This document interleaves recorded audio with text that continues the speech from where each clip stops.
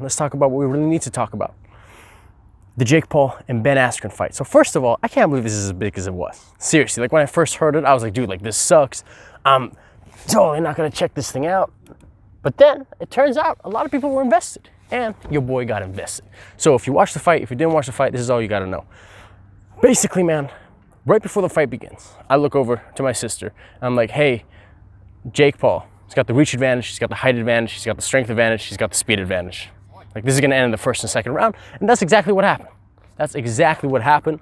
And basically what happened was Jake's throwing a couple of jabs. Now, to his credit, he went to the head and he went to the body, which is good. Because normally people just completely sleep on the body. He went to the top, went to the body, did his thing. And I believe it was, man, only like a minute and like 30 seconds in, pop, hits him with a good 1-2. Poor Ben goes down. Now, it was a good shot. It was a good shot. He went down. Now, if you've seen Ben's thing, okay, right, Ben, who is Ben Askren? Olympic level wrestler, 19-2 in MMA. If I'm not mistaken, he didn't get knocked out for like 10 years. The first ever knockout of his was the Jorge Masvidal thing. It's like, dude, that knee would have knocked out anybody. I don't care who you are. Right? So you got this guy who's so amazing, and everybody's saying, well, Ben's got the mindset. He's got the Olympic mindset. It's like, dude, I don't care if you're LeBron James. If I pick you up and put you in ice hockey, it's a different sport, man. Especially when you're older. You know, it's like putting Michael Jordan in I don't know, man. In something, I was about to say golf, but I know he golfed. But putting him in a totally different sport, be like, well, he's got the mindset. It's like, yeah, damn straight he's got the mindset, but he doesn't have the body anymore. He's not him in his prime anymore. Right? So when you got a 36-year-old against a young, early, 20-something-year-old, it's just the athleticism's not there. So what ends up happening is, right, Jake Paul drops Ben. Ben gets back up to his feet at about a count of 8, and he looks good. He looks good. He's a freaking warrior. His arms come up. He's starting to walk forward. The ref distances him. He's like, Ben, are you good? Ben nods his head. He's like, okay, walk over to me. He starts walking. Now, Josh Thompson said this. He kind of walks kind of funny. So when he said walk forward, the ref, in his eyes, and I quote, he said he was stumbling forward. So Ben literally walks forward and he calls it. 1 minute and 45 seconds in. It's the first round. Here's the thing, right? If Big John McCarthy, had he been the referee, he would have let it, kept on going. Because you got to have a background on both the fighters. You got to understand that everyone's watching the pay-per-view for this fight, right? That's what all the hype was. Now, a lot of people complain that they had Justin Bieber concerts and Doja Cat and all this other stuff.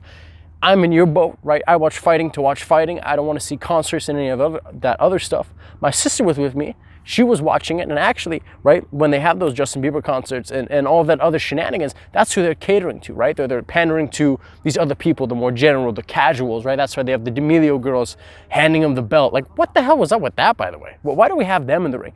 No disrespect to them at all, but that could have been Travis Scott in there. I like Travis Scott, but I wouldn't want him in there. Well, why do you have someone who has no affiliation with boxing whatsoever in a boxing ring? You do not need to have him in there. Zero. But dude, what the hell was up with Snoop Dogg on commentary and Pete Davidson on commentary? Like, so I get that some people like that stuff. Like, Daniel, you dare talk bad about Snoop? Like, okay, for sure, comedic purposes. But you're listening to that and you're going like, dude, what the hell, man? Talk about the actual fight. I'm pretty sure Pete Davidson doesn't even know how boxing works. If I was sitting beside Pete, I'd be like, yo, Ben should head kick him to win this one. He'd be like, word, he should. He doesn't even know. Again, I like Pete Davidson. Why the hell is he on commentary? I do not understand.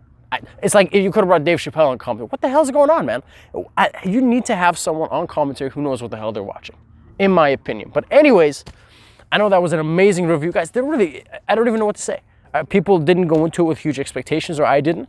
Ended in an early knockout. It's dope. Jake Paul keeps his fire going. Ben Askren made an amazing amount of money. Now he's gonna go cry with his wife and children and his podcast and teaching wrestling and being just a goddamn superstar. It's all right, well, and that's that. That's really all there is. Did you watch the fight? What did you think? And I didn't watch the whole pay-per-view, and thank God I didn't, because I heard, man, at one point they had a slap contest apparently on the pay-per-view, and Ric Flair's in the back. I got no idea whose idea this was to put this together. Triller, I don't know what's happening, man. But anyways, regardless, it was what it was. Ben Askren, bless your soul, Jake Paul. Good for you, young man. And that's my take on that.